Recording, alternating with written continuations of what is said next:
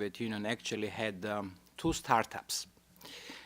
One apparently appeared to be a false start immediately after the gaining the independence, and unfortunately, eventually, it resulted in the failure of the state. The second one was marked by the Rose Revolution. And there are varieties of reasons, and I'll a little bit later elaborate further on that, but there is one significant thing, and that's my key message, that with the first startup, with the first kickoff, we didn't really have, though we emerged as the Western-oriented country, we didn't really have many friends in West and many supporters. And the environment in 2003, by the end of the 2003, was dramatically different. We certainly had more friends, and particularly in this capital. And I think that that's the important message and important thing to consider when we discuss the 20th anniversary of diplomatic relations between the United States and the countries in the region, because without shaped and without crystallized policies that took place later in 2000s towards the region, Georgia would not be where it is now.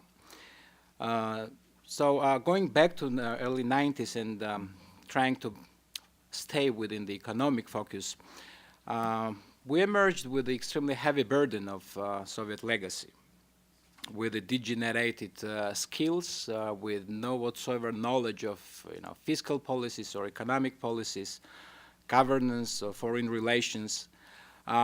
We did not have, or we did have naive beliefs that Georgian mandarins would be the core or skeleton of the economy. Eventually, Russians took even those. But though we have had this excitement of being independent, we actually did not know how to handle it. And we did not really have much of the friends, as I've mentioned, and much of support from the West. So we instead, we ended up in having corrupted and criminalized government. We ended up in having corruption in all layers of the society and all layers of state institutions.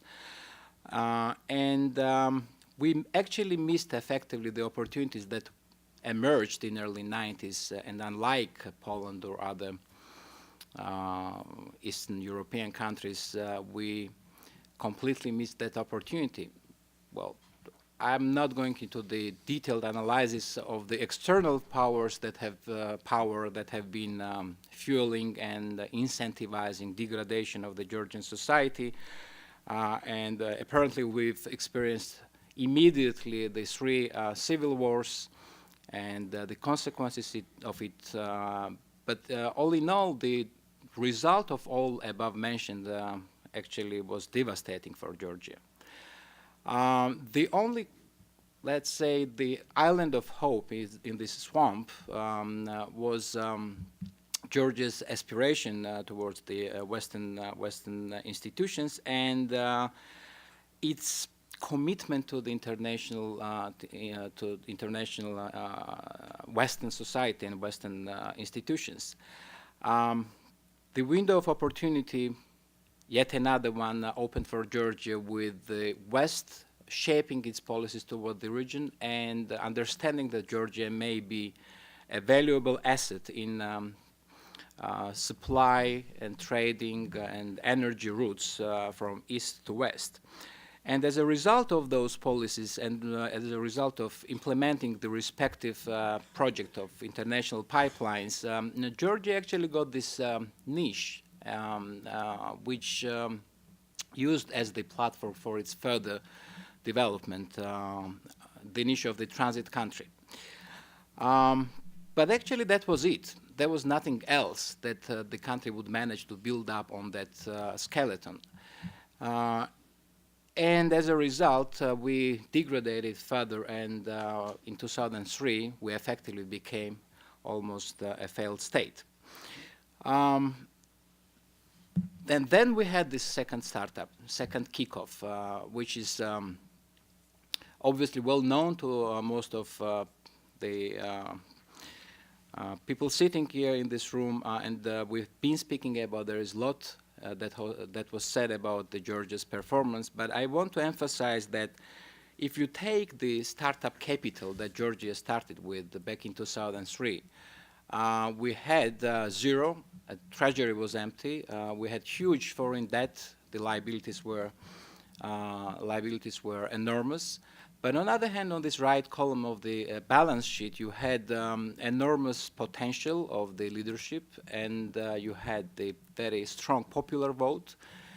And on top of that, you had much stronger commitment of our friends, particularly of the United States. The Georgia that we are observing now, with the ratings and with the World Bank speaking about it as the most successful reformer, with the very liberal tax codes and with the very liberal business environment, is the result of the concerted efforts of all those stakeholders. And we should not underestimate, or we should not overestimate the role of the United States and its continuous support in achieving those results. Very briefly, what Georgia made as a top priority was investing in its future. The leadership made a very effective step to reform the critical areas of the state institutions, and starting with the police reform, with the tax code, simplifying it and making it more effective for the tax collection. One of the top priority was to create the business-friendly environment, and Georgia is known to that. It's very easy to register business and run it. The second step was investing in the infrastructure that would create the conducive environment for running business and attracting the investments. And the MCC First Compact Manual, the other donor aids or loans were very effectively invested in the macro-infrastructural projects. Then Georgia went to the third phase we are now looking for, and we believe that with the current platform that we have managed to build up, the time came that Georgia is more ambitiously trying to position itself as the not only transit country, not only as the corridor, but a country that is able to provide an added value, be it the added value in the production, be it the added value in the country being as a hub for the region, or country that has an ambition and potential of using its limited though qualified resources in becoming a partner for the United States or the European capitals in advancing the modern technologies and advancing it not as the consumer only but also as the stakeholder. We have four critical areas, critical priority areas. The energy sector is obviously top in the list, and is well known, became the net electricity exporters, and Georgia is only utilizing 20% of its resources. That's a major area for investment. The agriculture is something which has been lagging behind, but Georgia is now reconsidering its policies, and we will be targeting high-end market, though we understand that with the quantities we will not be capable to compete with the regional leaders. Tourism obviously is by default something that is obvious choice, but we are not considering tourism as the major driver for the economy. We consider tourism as the very labor-intensive and very useful tool for attracting other diversifying other means of the economy. As many in the region and as many ambitious countries, we hope and we plan that we will be advancing in IT, ITC, and modern technologies, understanding that the country with a 4.5 million population cannot be generating the large-scale workforce, and therefore we'll need and we see the necessity of focusing on intellectual products. There are financial institutions available and supportive to those initiatives, including the OPIC and Exim Bank. And there is a clear priority in the government of Georgia to invest in the education. And that's what we will be using the second Millennium Challenge Compact for. I think I ran out of time, and that's very briefly. I didn't go into the details of economy. I probably have much more relevant speakers here. So thank you so much. You're definitely one of the most relevant speakers here, but I'm trying to keep it short because of the size of the panel, but thank you very much. Thank you for keeping to the time limit. We have about 10 minutes for each speaker, and next, Dr. Gurbanova, please. Thank you, Aril. Well, let me start by thinking how honored I feel here to be here today with all of you. Specifically, as last month, in fact, we marked the 20th anniversary of establishment of U.S.-Azerbaijan diplomatic relations. And this is a symbolic event for myself personally. I've been in service for more than 10 years now. In the first panel focused a bit on geopolitics of independence of our country. So let me just very quickly touch upon some of those issues. I know that we have a very short limit of 10 minutes. To briefly describe policies that basically shape the future of the Caspian Basin and politics that my government chose to implement. As you might easily gather looking at the map where Azerbaijan is located, this was truly a different period of our history, as my colleague from the Georgian embassy indicated. We, at that time, faced serious challenges related to our sovereignty, political independence. We are, in fact, the only country squeezed between Russia and Iran. At that time, in the north, we had the constant threat of spillover of instability from the northern Caucasus to our northern regions. To the west, we still face irredentist claims. And to the east, we had to negotiate the Caspian status with Caspian littoral states. And as the previous panelist mentioned, Iran's intentions around Iran's nuclear program add to the uncertainty in the region. So against this background, we dared and we challenged ourselves to become politically independent and sovereign state. And energy development, as the topic of today's panel suggests, was definitely an important asset for our future economic development. Because, first of all, it helped consolidate our own sovereignty and independence, and the second, most importantly, it helped reach the gap within the region, establishing a very close nexus between Turkey, Azerbaijan, and Georgia. And in that sense, that was truly a game changer. Many of us and in the countries in the region still benefit from this cooperation, and in fact, energy cooperation have had trickle-down effects to the entire region. So very briefly, talking about energy, because I know that my colleague, fellow panelist Greg, will dwell on that specifically. Azerbaijan's energy policy is based on three main pillars: diversification, commercial viability, and reliability. When we talk about diversification, definitely we always tell to our European partners that there is a difference. When we talk about security, they talk about security of supply. We talk about security of markets and the channels to transport our energy to European markets. We have many energy pipelines going in different directions now, and aspiration is to increase the number and the quantity of energy resources to be transported. Commercial viability is an important component of our energy policy, because all decisions, in fact, past and future, have been based on commercial calculus. Definitely, there are some political consideration and political dynamics have a say here, but at the end of the day, the commercial viability is very important, and this concept is shared by our consortium partners. The third important point is the reliability. For more than 15 years now, we've been a very reliable partner to the Western consortium of companies, and we've been honoring our contractual obligations under the 30-plus PSAs that were signed with Western companies. And in fact, this is the positive effect, the positive track record of Azerbaijan being a reliable partner that our state oil company, SOCAR, has been able and in fact is successful in developing its business well beyond the Caspian.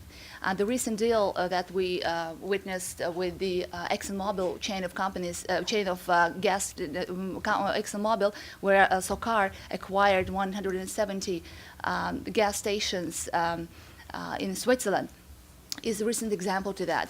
We also we aspire to be the biggest investor, foreign investor in Turkey, to invest $17 billion in the petrochemical industry. We are the biggest, SOCAR rather, is the biggest taxpayer in Georgia and owns the Black Sea Kuleve port terminal. So all these are important elements of Azerbaijan's engagement in the region, of its readiness to work close with its partners, so that the region becomes the area of cooperation and not competition. Azerbaijan is right now emerging as a gas country, producing country more rather than oil, probably, some people would say. And again, probably Greg will specifically discuss that in his part of presentation. But let me just say that we're interested in ensuring energy security and supply of our European friends and allies. And therefore, we work very closely right now together within the consortium to identify the best possible options and routes to go to where our gas will be delivered. And we know that there are initial 8 basic criteria against which we will assess, together with the consortium, we will assess these pipelines. So very soon we'll be having an opportunity to discuss a bit in detail this development as well, because right now we're the very amidst the consultations within various parties in Europe and consortium member states, members.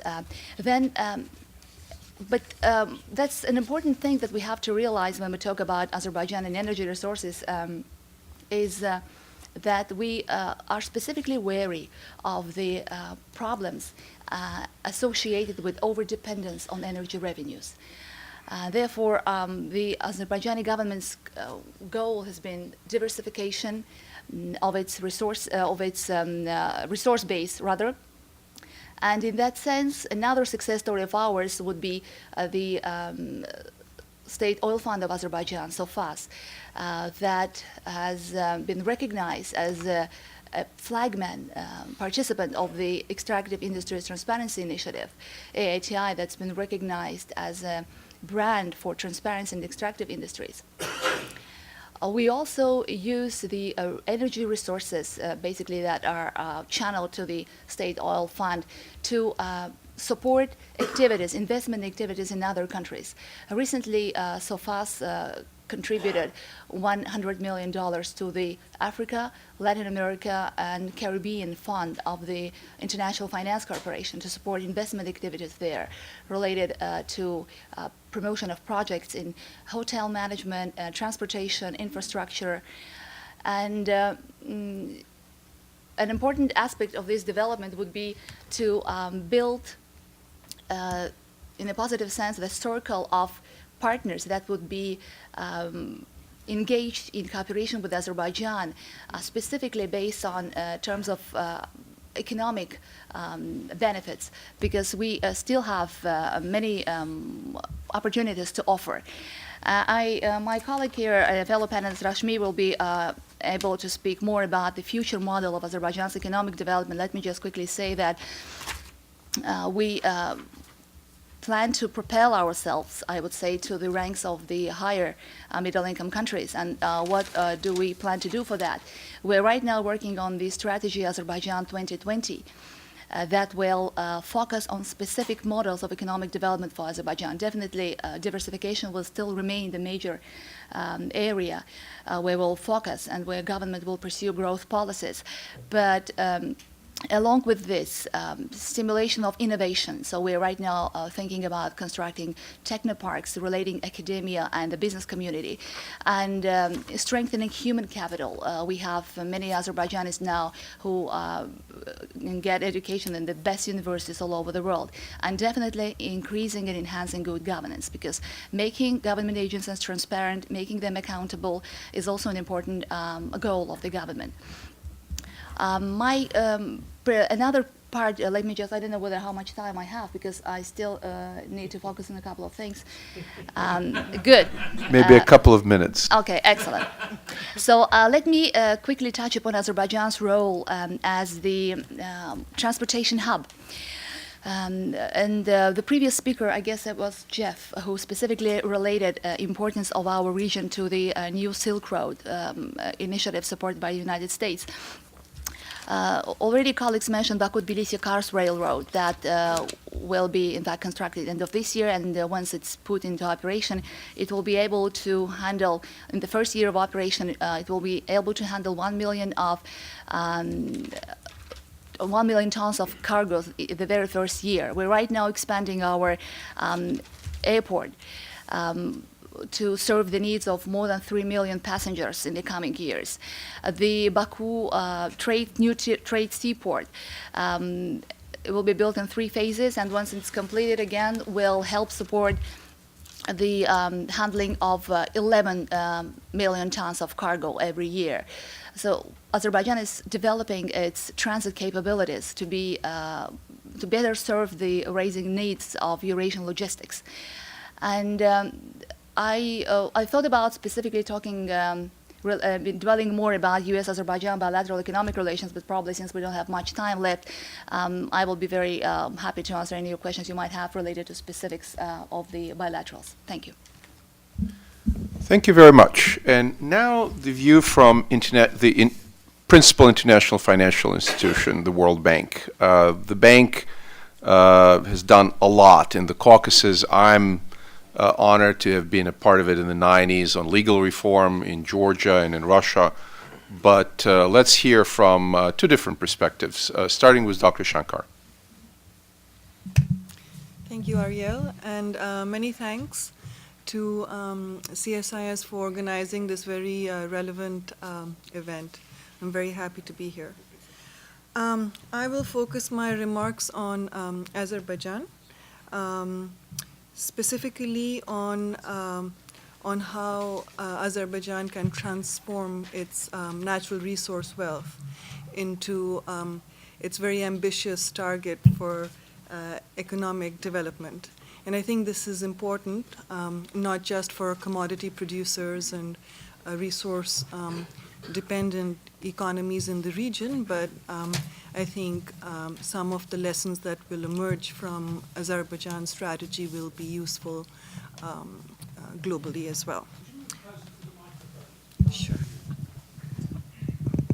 Is that better? Okay. So as we all know, Azerbaijan's growth performance has been very impressive in recent years. We've seen real growth rates of 15%. Through most of the previous decade. This has led to a massive decline in poverty over pretty much the same period, from over 50% to less than 10%. And this was built, again, as you're all familiar with, massive foreign investment flows into the energy sector in the early 2000s, followed by the coming on stream of the ACG oil fields. The real question is, what next? As oil production starts to plateau, President Aliyev, in recent speeches, has emphasized the need for a new growth model based on a strategy of economic diversification. Why is this important?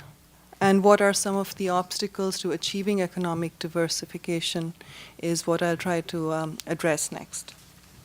Now, why is this important? We have seen a massive increase in public spending in Azerbaijan. Between 2005 and 2008, public investment doubled each year. Much of this was in very needed and high priority infrastructure. But this has also meant that growth has been built so far squarely on oil, directly on oil revenues, as well as on public spending that has led to somewhat of a construction boom. As anyone who's been privileged to visit the beautiful city of Baku can see for themselves. Just some numbers that highlight the importance of construction in the non-oil sector.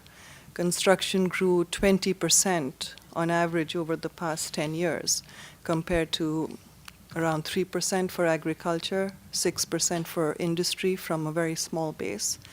So public spending has been an important driver of growth in Azerbaijan.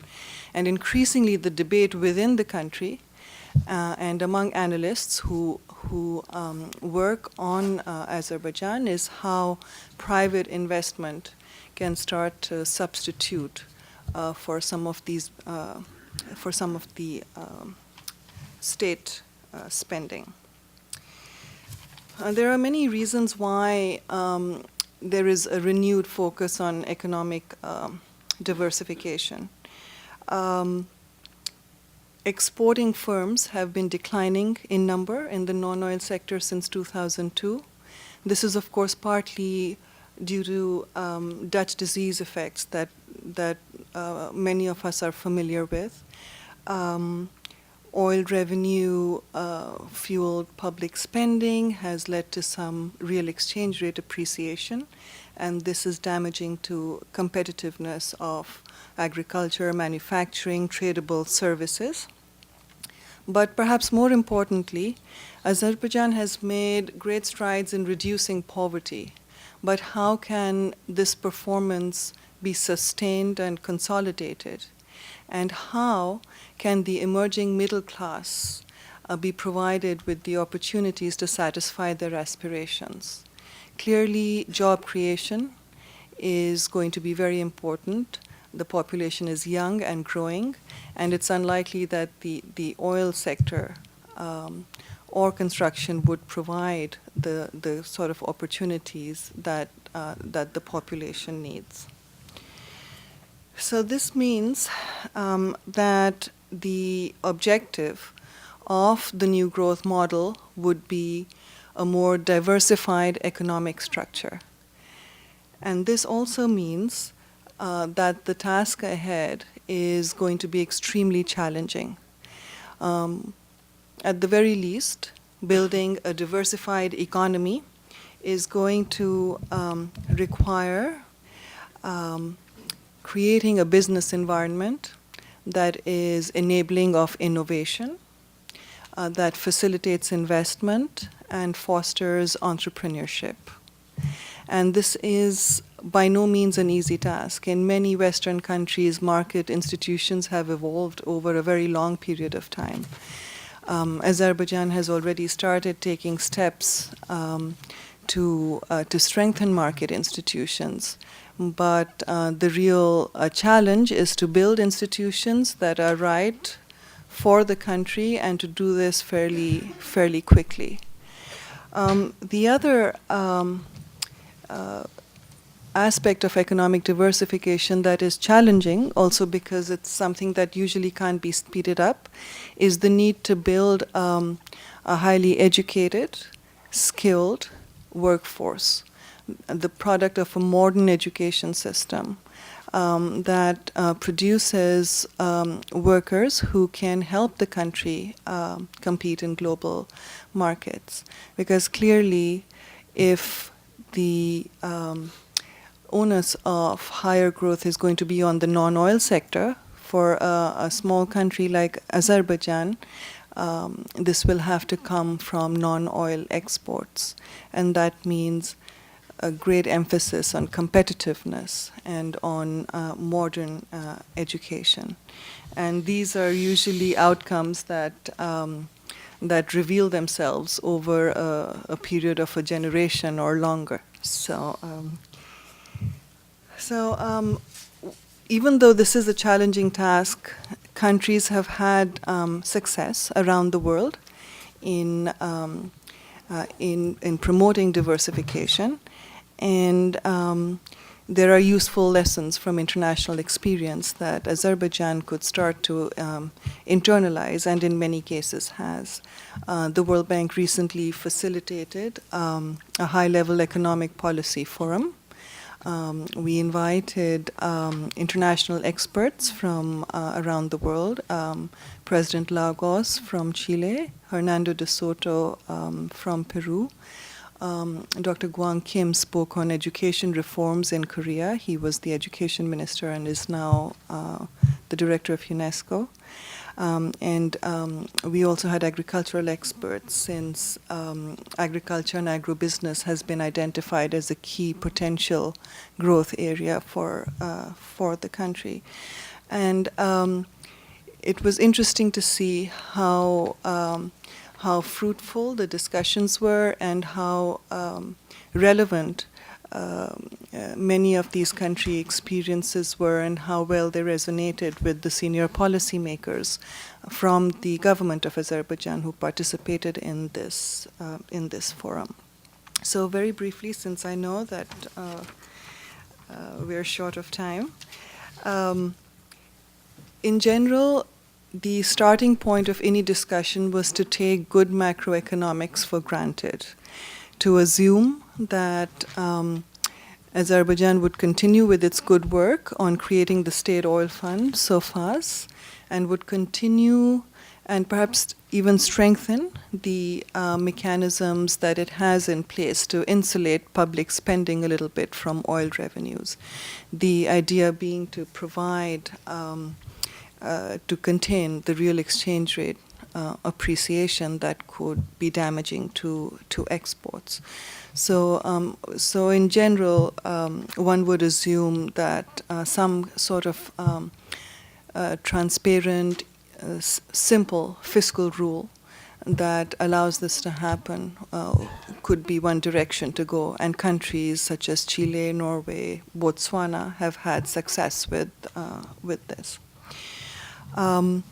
Massive increases in public spending have led to a great deal of attention to the quality of public spending. This was highlighted by President Aliyev at a recent speech as well.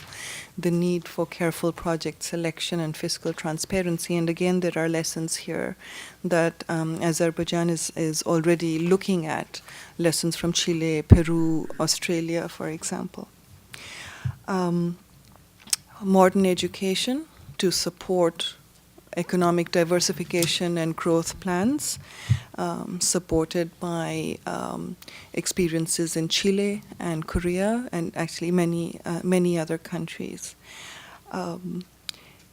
Critically, and I'm sitting next to the expert on this issue, many countries have used the WTO as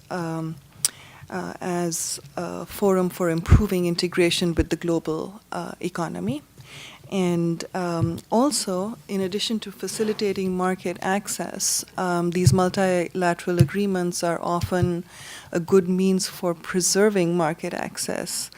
We saw in the during the recent crisis a little bit of a return to more protectionist policies in some cases, and the WTO is a good way to protect your markets under such circumstances. It also facilitates market access in terms of foreign investment. So these are some of the areas that are currently in debate in the country, and that are likely to be part of a diversification strategy going forward. Continued emphasis on reforms to market institutions and fiscal institutions, focus on comprehensive education reform, and hopefully continued efforts on the WTO accession. Thank you. Terrific. Thank you so much for these comprehensive remarks. And now to one of the most dynamic players in the region, one of the big regional powers abutting the region, Turkey, and to Ben Welch, also of the World Bank. Thank you. I think I should also amend my resume before I start to say I'm formerly a student of Fred's, so I'm sort of recovering from that. And I'm also terrified that he will correct anything I say. So if you see my hands shaking, it's fear of my former teacher. Looking at the region itself is fascinating, not least at the moment. You know, we have global attention on it in ways that I think that we may not have had before. I was looking to see what the famous Zeitgeist follower at Goldman Sachs, Jim O'Neill, has said recently. And I've noticed with great pleasure as someone working on Turkey that the BRICS have been expanded and we have a new term, the N11, of which Turkey is a member. To justify that and also to set the scene for what I'll talk about later, I think it's worth running through statistics, one of Fred's old bugbears. And I'll talk you through the last 20 to 30 years of Turkish growth. There are some figures that are worth noting because it's so extraordinary, really. In 1980, TEPAV, the Turkish Economic Research Policy Foundation, estimate that Turkish GDP was 70 billion. Today it's well over 700 billion. Similarly, their exports have risen from 3 billion to over 300 billion in the same period. This is US dollar denominated. In essence, the Turkish economy is leapt from being the 25th in the world to the 16th largest in the world. And it's the current government's stated ambition that by 2023, which will be the 100th anniversary of the founding of the Turkish Republic, Turkey will be among the top 10 economies in the world. Indeed, if you benchmark it against other growth economies, according to the latest research that we have at the World Bank, our estimates are that Turkey's overall growth rate was second only in the world to China's. This is important not just from Istanbul, to give an idea on how this affects the physical makeup of the country. The urbanization rate is also second only to China's, which means that the predominant breakdown of Turkey's urban-rural relationship, which was previously 75 rural and 25% urban, has now been entirely reversed. Why does this matter for what we're talking about today? It matters not only because the traditional population centers and industrial centers like Ankara, Istanbul, and Izmir have grown rapidly. It also means that in Anatolia, there are new industrial centers that are growing at extraordinary pace. Places like Gaziantep, Konya, and Kayseri are growing in size and in clout. Now, these changes have all played a role in Turkey's extraordinary rapid growth over the last 20 years. In the 1990s, we think it averaged 4% growth. Between 2003 and 2009, that was up to 7%. The recovery from the global economic crisis was extremely rapid, not least because of structural reforms which are undertaken after the 2001 financial crisis. These include a free-floating currency, an independent central bank. So while exports stalled, the seeds were sort of laid for the growth that we've seen them return to. All of which technocracy takes away from the point, the region and energy. Underpinning Turkey's strong growth is one structural issue which is worth mentioning, and it's ultimately linked to the question of energy. Turkey has a large current account deficit, which has received much coverage in financial media in recent months. While energy's share of the current account deficit and of Turkey's trade deficit has declined, World Bank estimates suggest that not only do the imports of energy, that's oil and gas, account for 20% of Turkey's total imports, they also constitute about 50% of the current account deficit. Though, as I said before, this has declined in recent months.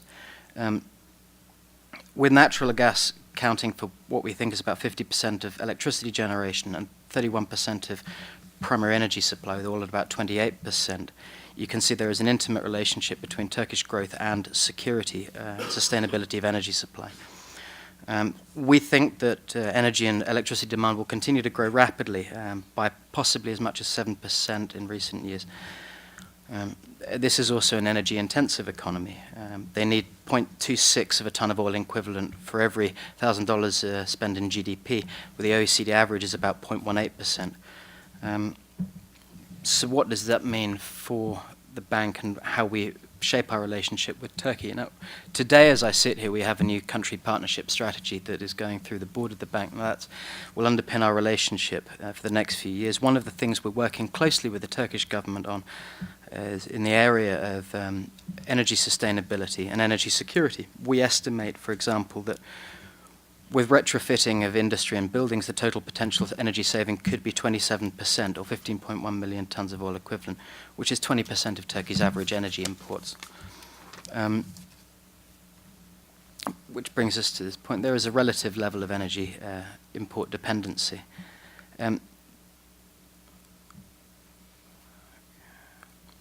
Without wishing to touch on the areas that my other panelists, Greg and Fred, will know much better than I do, the development of Turkish energy supply in the 90s, early thousands have encouraged Turkish regional integration, of course, with relationships with Russia, Azerbaijan, Georgia, Iran, and Syria. Turkey has, on top of this, had the additional challenge of meeting EU treaty requirements as it seeks to accede to the European Union. These issues highlight an area of the Turkish government strategy, and one where the bank seeks to assist in every way we can, which is supporting the growing diversification of energy supply, which, particularly with the work we're now seeking to do with the government at the moment, will extend into support for renewable and improved energy efficiency in the country. This is not just looking at gas, but also improving hydro and renewables, and looking at ways in which, when energy prices spike as they have recently, that there is not immediate return to the use of lignite in domestic consumption patterns. So looking forward, as I mentioned, we have a new strategy which is going to the board today, which concurrently with a $600 billion loan for energy sustainability and security, which will seek to do some of the things that I've mentioned here. 600. Did I say billion? You said billion. Forgive me, I was getting excited. $600 million loan. Just checking. So That was exciting. Very disappointing. in not only looking at energy diversity, we're also looking and seeking to support the Turkish government as it expands its trade diversity. We have initial pilot studies this year looking at relationships not only with the Caucasus but also down into the greater Levant area, where we're also doing initial energy studies on the relationship between Turkey and its southern neighbors. So as the Turkish government has reoriented its foreign policy, something which has occurred obviously in the last 10 years, the rebalancing of trade relations has become more pronounced. We see in between 2007 and 2011, Turkey signed free trade agreements with Syria, Jordan, and Lebanon. Meanwhile, between 1992 and 2010, trade relations with the CIS increased from 1.9 billion to $41.9 billion. So as Turkey looks forward, the bank will support it in these particular areas. There are, of course, other areas that we'll be working with, but for today's topic, I think this is an overview of our work in the energy and then also, at a lesser extent, the trade sectors for the region. Thank you.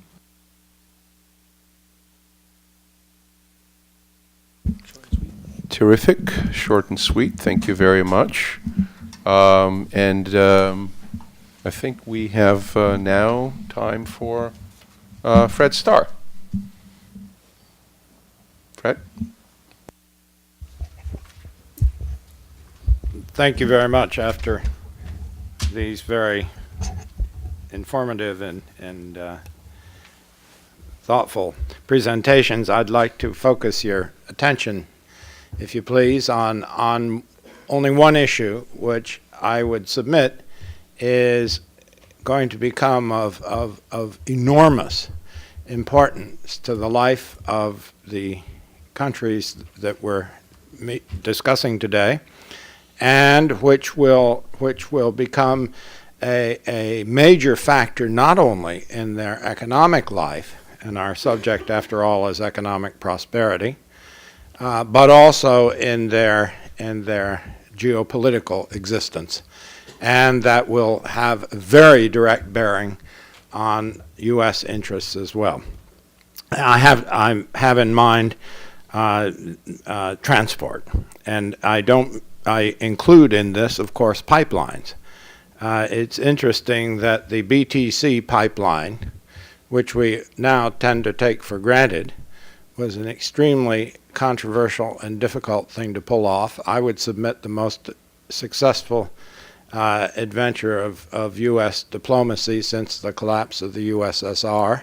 It was done jointly with 5 countries, all of which had changes of governments in the course of it, and the end result of which you can see around you, not just prosperity, but also undergirding even sovereignty in the region.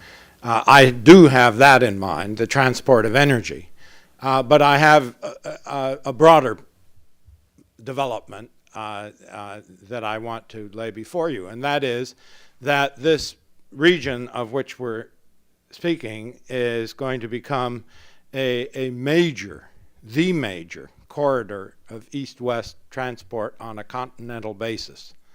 And that this is already happening. It's not hypothetical on my part. It's actually taking place. It's being initiated from many different points. Its finances are coming from many different points. And if any one of these points were to cease, or any one of the parties to it were to remove itself, it will go forward anyway because there's such huge economic interests and pressures behind this. The transport that I have in mind covers just about everything. Pipelines, yes. The Turkmen have long since opened their pipeline to China, which the Chinese premier correctly said he never thought would happen. It's happened. There's now serious discussion about the TAPI pipeline to Pakistan and India. And the foreign minister of Turkmenistan has just left Washington. There are serious developments taking place on that. Unfortunately, most of the U.S. officials involved are too fatigued with the project to be able to take advantage of the opportunities that are present now, but that is moving forward. And there are also, as has been mentioned, new projects aiming westward from the Caspian basin. Roads as well. And here I have in mind roads that stretch from Hamburg to Hanoi. It's crucially important that you conceive this transport revolution in continental terms, Eurasian terms. This is not just getting things from Turkey to Uzbekistan, something like that. No, it's continental. It's the big shippers and big freight forwarders in Europe, in East Asia, not just India, but also other East Asian countries, sending up to half of their product to the other end of the continent by land as opposed to by sea, because there is that window between the very heavy objects that are obviously more efficiently sent by sea and the very light objects, computer chips, that are more efficiently sent by air. In between is a vast amount of stuff that can be shipped by land. These roads are opening. They're being built, as you know. We've heard about them across the Caucasus. They're also being built across Afghanistan, Pakistan, India, so forth, all the way, new highway from Turkmenbashi to the Afghan border in Turkmenistan and so forth. Also railroads. We've again heard about the railroad through the Caucasus, a new and the crucial connection between that and the Turkish railroad system, which will now connect you under the Bosphorus directly to Europe. You can go the other way. You can go across the Caucasus and then north from Odessa all the way on the new Viking Railroad that the Lithuanians, Belarus, and Ukrainians have constructed, and it's opened. You can get all the way to the Baltic. So shipping from the heart of Asia to the Baltic is going to be very, very easy as this all takes place.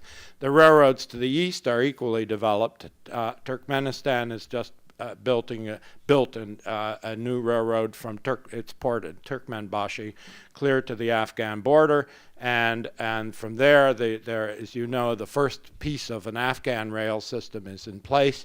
There are 3 others under serious planning. Those are going to happen.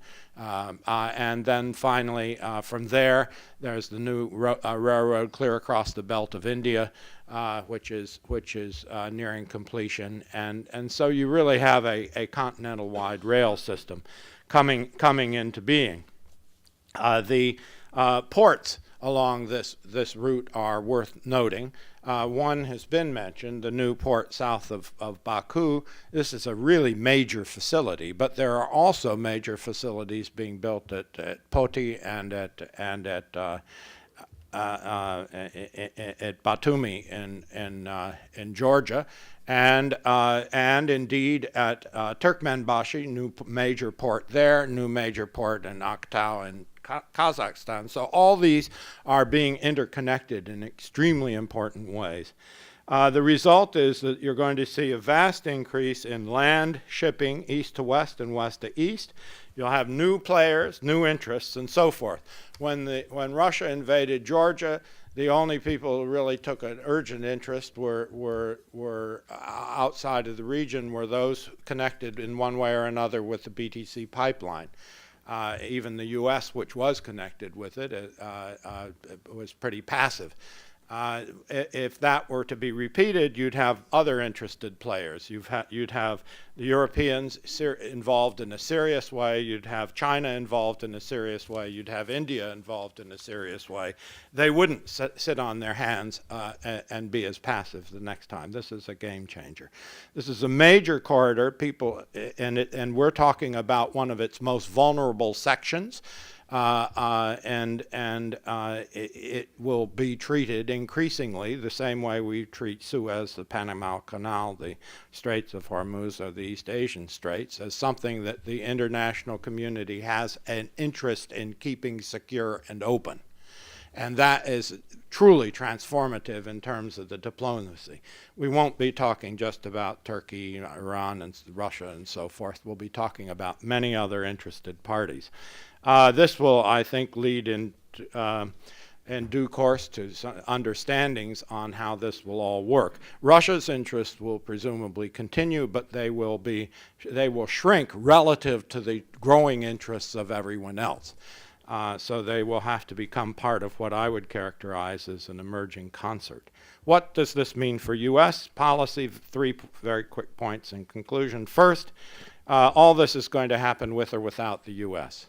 For the time being, we've been extremely passive about it. The so-called New Silk Road strategy started as a strategy, then it became an initiative, and now it's just a vision, getting vaguer and vaguer. The person charged with responsibility for it, Ambassador Grossman, has not made one full public statement about it.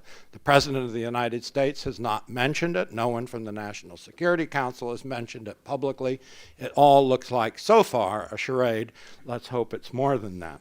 But it's going to happen with or without the U.S. The U.S. should embrace this transport phenomenon. It's going to be very important to U.S. businesses if they take advantage of it, to U.S. investors if they take advantage of it. None of that's likely to happen if the government remains as passive as it is, focused only on getting out of Afghanistan as quickly as possible. Second, the U.S., in taking an interest in this, should promote a mutual hands-off policy. In other words, we're not going to mess with this area. You don't either. And this kind of series of understandings will provide a degree of security that doesn't exist today. Finally, it seems to me that we have to abandon the false notion that the very dangerous actions taking place in the North Caucasus and increasingly in the South Caucasus in Armenia and Azerbaijan, that these are purely internal affairs of these countries involved. They're not. They directly affect the security of this international transit route, and it's time for us to abandon the charade of there being purely domestic matters. Finally, if I may say, it wouldn't hurt if we kept ambassadors in the region. That's a normal step in these areas, and it wouldn't hurt if the CIA would once again try to do some serious research on the region. Its national intelligence dailies and other reporting on the region has been extremely thin and very disconcertingly so. And finally, it seems to me it doesn't help to have the National Security Council at odds with itself over who is responsible for these matters. But most of all, these are serious questions. They involve serious interests. You can refocus, you can pivot as much as you want to. They won't go away. Thanks. Terrific. As always, Fred brings... Lots of questions in the audience. It's a delight to see many friends and colleagues in the audience, and of course my good friends on panels. I'll just make a couple of themes. Maybe we can wrap it up. Much like I think Fred did an extraordinary job of bringing together these quite remarkable presentations into a common theme. I'll try to do the same thing, and that hopefully will lead to a very vibrant Q&A.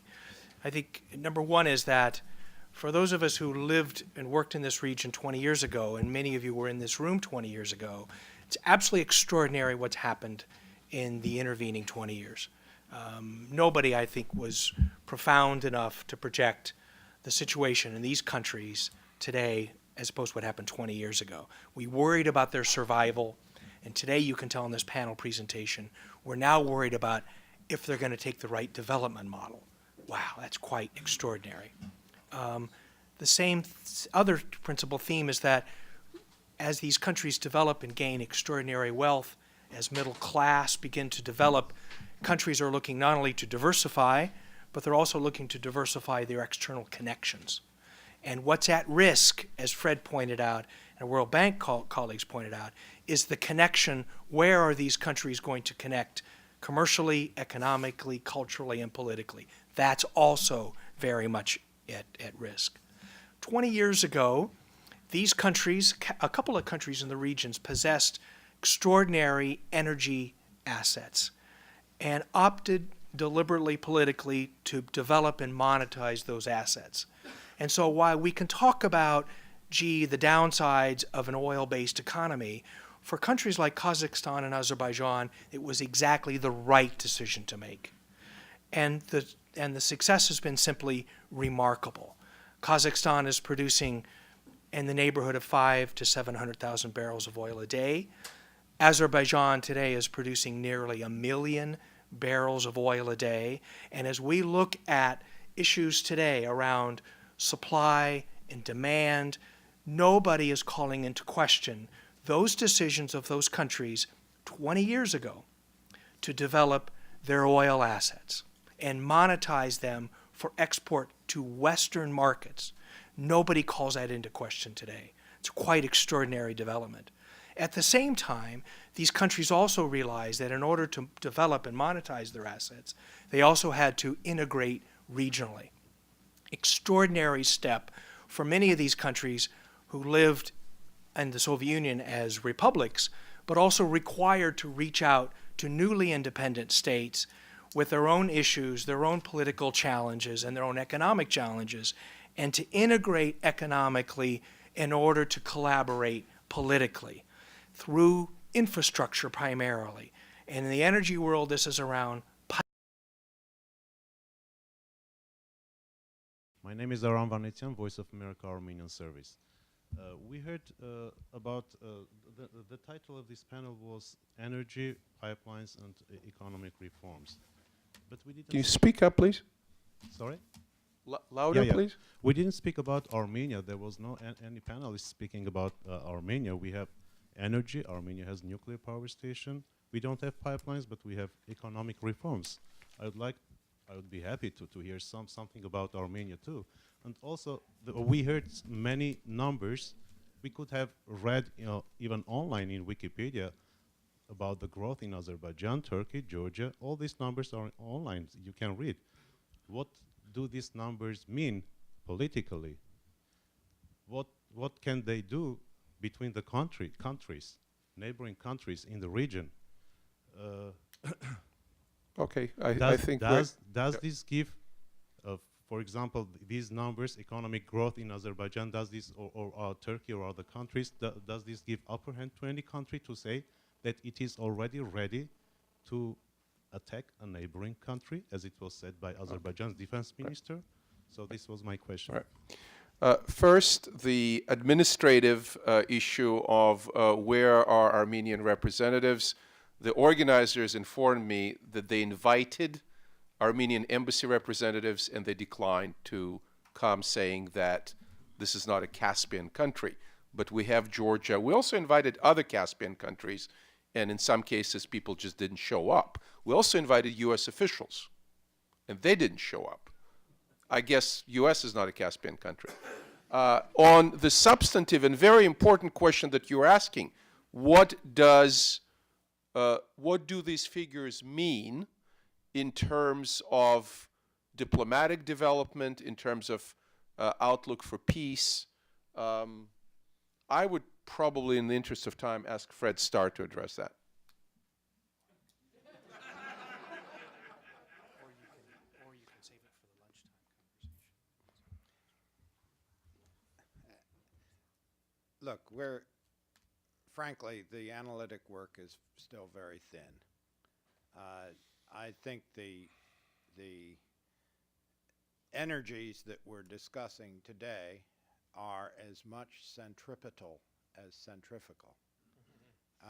We're talking about areas of cooperation that you heard from Greg Saunders about, and so on. And these are actually bringing interested parties and participants, actually bringing them together, not pushing them apart. I think the challenge for Armenia is going to be to decide the degree to which it wants to participate in this centripetal coming together that certainly is taking place, and on what terms will it do so? That's a very complicated question. Now, in terms of the overall importance of these very impressive data that we've heard, it would seem to me that that under any scenario that one could imagine, this region is going to become more, not less important. I think the important information that Greg Saunders gave us about the Shah Deniz timing just adds to, it's a second floor of a structure that was built earlier with the BTC, and look how transformative that was. So I think what we can conclude is that this region is going to be much more important strategically, economically, in every way than it has been, and it would seem to be the very worst time to be pivoting away from it.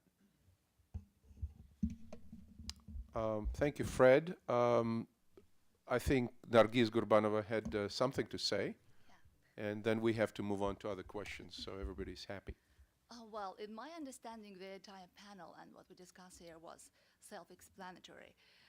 Basically, what we talked about the importance of political stability, about friendly neighborhood relations within the region that will be very supportive and conducive to economic development. And the fact that some countries of the region are, as they call, isolated as basically purely on their foreign policies. Now, when we talk about the possibility, distant possibility or immediate possibility, as some internet resources are based, talk about Azerbaijan, about its relations to its economic development and its sort of threat to some countries in the region. It's enough to look at recent data on spending for defense purposes in some countries of the region. We would see that in terms of GDP per capita spending, some countries of the region, specifically Armenia, are well ahead when we talk about Azerbaijan spending in terms of GDP per military expenditure. And third, I'm very glad that you touched upon the nuclear issue because you refer specifically to the nuclear power plant in Metsabor, I guess, and that's also a very serious concern to entire region. And we initiated, together with Georgia and Azerbaijan, an important step within the UN institutions because the recent plans by the Armenian government to postpone decommissioning of Metsamor pose serious threats to the region. Thanks. Just raise a very, very quick point. Sir, as a taxpayer, I'm very happy that you're here, and I hope that both your question and the answer to it will be duly reported on Voice of America. No, I'm sorry, sir, we have many hands here. Just on the energy issue, I would add that while the U.S. government policy is to minimize Iranian revenue from exports of oil and gas, Armenia is one of the few countries to which Iran is selling its natural gas. So is Turkey, by the way. So I think our government should be concerned as to why friendly countries like Turkey and Armenia are buying Iranian gas, boosting the revenue of that regime. And there was a very patient gentleman right on the first table here. Yes. Thank you very much. I'm Andranik Kovanisyan from Armenian Embassy. As far as a stone was thrown into our yard, I would oblige to make some clarifications regarding... See any stones thrown? I felt. And I would like to clarify, yes, indeed, Armenian Embassy was invited to take part to this distinguished panel, where were a lot of discussions with CSIS experts, and I would like to clarify that the reason we are not now in the panel is not that we are not a Caspian Basin state, which is misrepresentation, of course.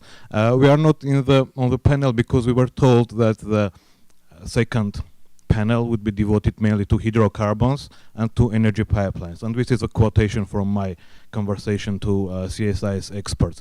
Of course, our embassy stands ready to contribute whenever the CSIS would deem it appropriate as a country to take part in the discussions in the CSI's future events. Regarding some other mentionings, I would like to first of all thank the panel for very interesting presentations. Armenia, it goes without saying, is very much interested in the well-being and prosperity of its neighbors in the Caspian Basin region, which means more stability and prosperity and security, of course, in a long run. As far as I have the floor, of course, I would like to ask a question to the panel, which will be in regard to the perceived correlation between the democracy and the economic prosperity. It was quite interesting and surprising for me. Nobody today mentioned the democratic reforms in the South Caucasus as far as we are talking about the diplomatic relations between South Caspian Basin and the United States and about the overall prosperity. So there is a widely accepted notion that the oil well-being, welfare and gas welfare can only transform to a large segment of the population in democratic societies, and democracy can ensure, democratic norms and principles can ensure that all levels of society, not just the elites and oligarchs, have benefits from this prosperity. Is this is a factor in the Caspian Basin, having in mind some recent developments in the Mediterranean countries? I would like to listen your answer to this question. And regarding Metsamor power plant, just to add that Armenia is under the close scrutiny of UN agencies, IAEA, and so far we haven't heard any complaints regarding the concerns coming from Metsamor. Thank you very much. Thank you. First, I would ask the two representatives from the region, Dr. Gurbanova and Mr. Rakviashvili, to answer the democracy question, but really, really briefly, if you can, because we need to allow other people to ask questions, hopefully a little bit shorter questions. So Nargis, please, and then David, and then if anybody else wants to jump in on that, please. Very briefly, when we talk about Azerbaijan's oil revenues and the relation, in fact, economic development, prosperity development, and in relationship to economic and political or democratic development of my country. Well, again, it's very obvious. And when specifically we talk about U.S. involvement, you mentioned the United States. In fact, let me just say that we are the only country in the region that is co-financing together with USAID all bilateral cooperation projects, and democracy ranges #1 there, even before the economic development.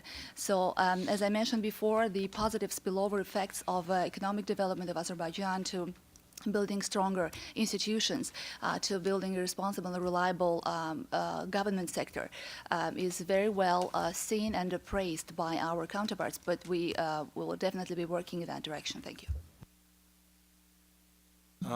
I think that I spoke about the second phase of second startup of Georgia, and I think that with the second phase, Georgia realized that democracy is not for the Americans, for Europeans, or for outside watchers. Georgia realized that democracy is something that you need in order to survive, particularly having no oil, gas, or other type of commodities. So there is a clear link in Georgia and in the society, and there is a high demand of democracy and democratic development, and there is a clear link with its economic perspective.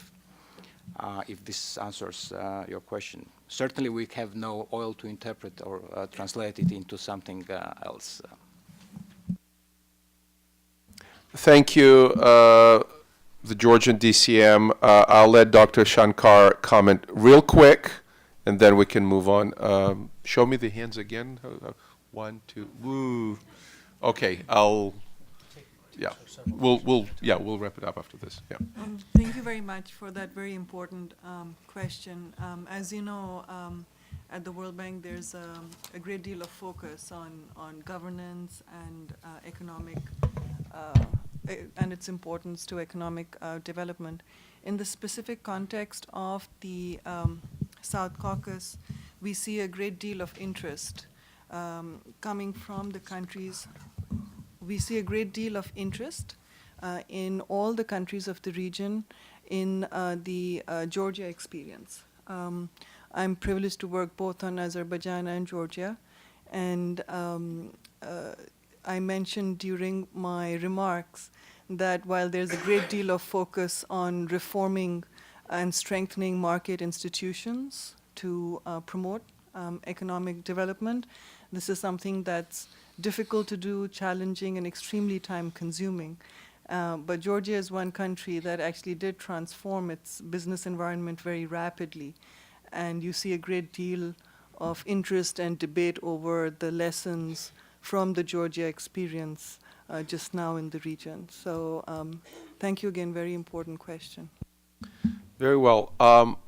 I wanted to take 3 questions, but I'll have to take 4, but please make them short. 1, 2, 3, 4. Sorry, we have to cut somewhere. Please introduce yourself, ask a question briefly, and I mean question. Stephen Keat, Department of State. My question's for Greg Sanders. As you know better than anyone else in this room, when we're talking about energy markets, we're talking about global markets. The United States is now becoming actually a oil and potentially gas exporter.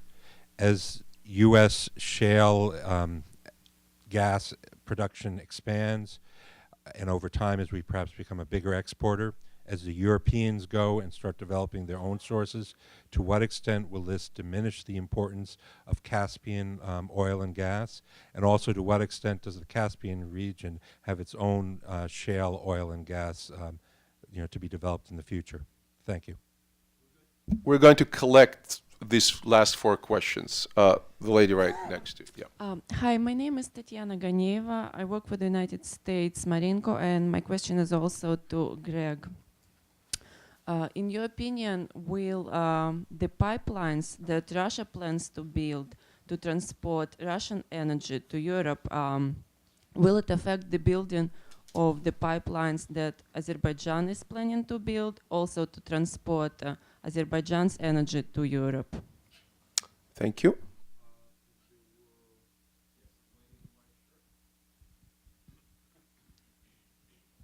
Thank you.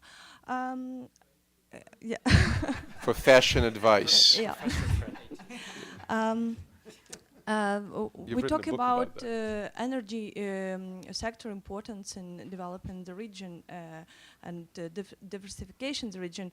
I'm wondering if there is any interest and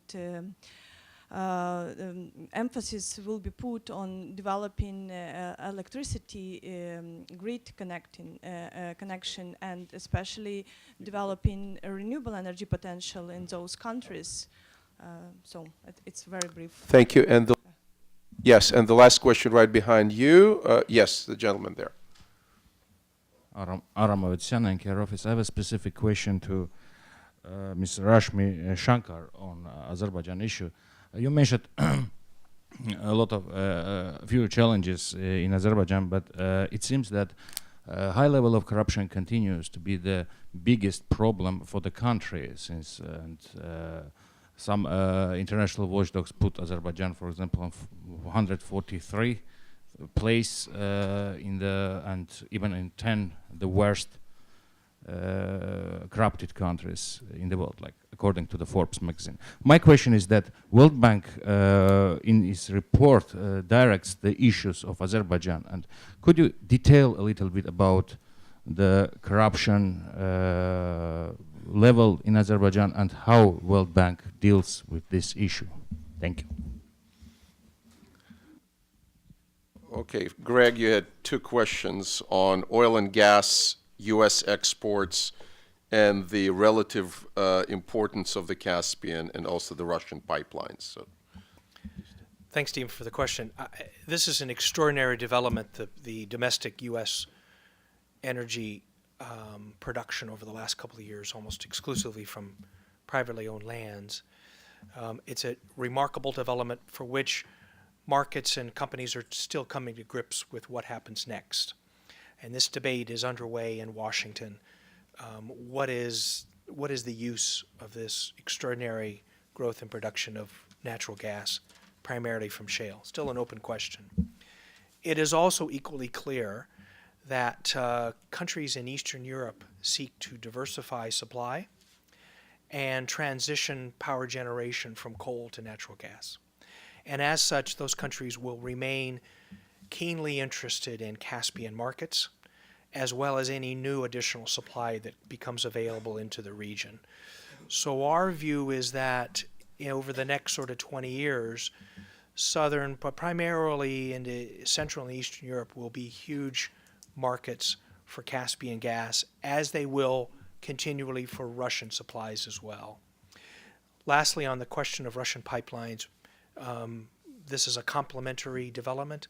There's no interference. There's no reason for Azerbaijan, the intermediate countries, the Shah Deniz consortium, to delay at all its ambitious projects to bring Azeri gas into Europe through the southern corridor. And the last couple of questions, I think Dr. Shankar wanted to address the corruption issue and the electric lines. You can address the electric lines? Okay. Why don't you address the electric lines? Yeah, very briefly, certainly with respect to Georgia and its connections, the government actually utilizes that opportunity by providing the lines to the private companies, because the energy sector is deregulated in Georgia. And it has built the transmission lines to Turkey, which is consuming more and more energy. And as Ben mentioned, very promising figures that they will be growing. So what government does, it provides the infrastructure for the transportation of the electricity. It gives the carrying capacity to the private companies, and that's the way how it is operating now in Georgia. Certainly, we rely very much on the grids connected to Turkey and then further to even Balkans. Thank you. And then Rashmi and Nargis. Thank you very much for your question. Again, a very important question. Talking about change, Greg mentioned that how fluid the situation has been in the South Caucasus and how the policy debates have changed over time. corruption is at the top of the reform agenda for the government of Azerbaijan. The president has emphasized several times that he's aware of the problem and that the government needs a strategy to address these issues. It's also at the top of the agenda for our engagement with Azerbaijan at the bank. In fact, Azerbaijan is a country that doesn't really need financial resources. But like many countries, this is not an issue that's specific to Azerbaijan. Like many other countries, they like to engage the bank on their on investment projects to benefit from our procurement practices, for example. So this is something that's very much an issue of engagement between the bank and Azerbaijan. In terms of the immediate concerns, in terms of the new growth strategy, you know that the target is to add another 60 billion to GDP over the next 10 years, which is ambitious, and it clearly means a very comprehensive and intensive reform effort. I think one of the things that keeps coming up, and some plans are already being made, is to address property rights issues as a means to securing contracts and titling. And this is, and now I'm talking about priorities purely in the context of the economic development model. This would be an important step forward in the agenda. Another thing that we are engaging on is the emphasis on opening up the economy further, allowing more foreign investment in, and continuing with the WTO accession. This also brings greater transparency and would support the reform agenda in this context. So I hope that addresses your question somewhat. Thank you very much. Nargiz, you want to say something? Yes, and a couple of questions. First, with energy, specifically with supply of gas. Well, if we look at figures for European supply needs for last year, for example, like 34% of EU's gas imports was accounted for Russia, but the entire, the current demand is 64%, and it's definitely on the rise, with France abandoning shale gas, with Germany abandoning nuclear energy. So there is definitely an opportunity there for every single player in the region to contribute in a reasonable way to European energy security, and specifically to security of those Central and Eastern European states. So I don't see a problem in that. In terms of energy grids, well, we have grids, and they are basically, some of them are dated since Soviet times, but we are building together infrastructure in partnership with international financial institutions, and we have those with Georgia, with Russia, and the sector in Azerbaijan is not liberalized in a sense, so it's more government management, public management, but still we will be having soon and facing another stage of opening up the market as well. But this is related to tariff issues and tariff prices, kilowatt per hour, so it's very specific, but we are working on that. And the last on corruption, well, I personally don't really pay very much attention to the specifically politically engaged reports, and I would really suggest that you not also follow this path either. But in terms of efforts that my government is doing to mitigate some challenges related to corruption that are basically indigenous to the entire region of South Caucasus, I might say, we have different national action plans. We have very close engagement of international financial institutions, the World Bank specifically, the United States government on that. So we will basically, we're working very closely, and I don't see any specific problem to be raised at the level of a challenge for Azerbaijan's economy. Thank you.